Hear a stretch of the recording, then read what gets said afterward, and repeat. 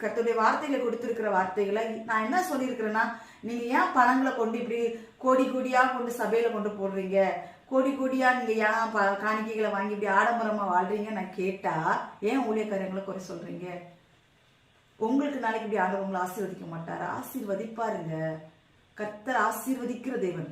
ஆனால் அந்த ஆசீர்வாதத்தை நம்ம எப்படி, கர்த்தருடைய பணத்தை நம்ம எப்படி செலவழிக்கிறதுங்கிறதா முக்கியம்.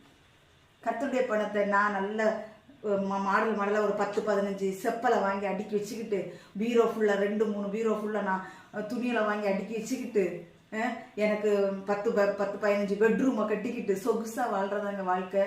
கர்த்தருக்கு ஸ்தோத்திரம். நான் பெங்களூர் ஒரு ஊழியத்துக்கு போயிருந்தேங்க. அங்கே நான் ஒரு சாட்சியை கேட்டேன். இந்த வார்த்தைக்குள்ள நான் வர்றேன். இந்த ஒரு சாட்சியை மட்டும் நான் சொல்லிக்கிறேனே. ஒரு கர்நாடகா ஊழியக்காரர், நான் ரொம்ப சல்யூட் பண்றேங்க அந்த ஊழியக்காரருக்கு. ஏன் அப்படி சொல்றேன்னா,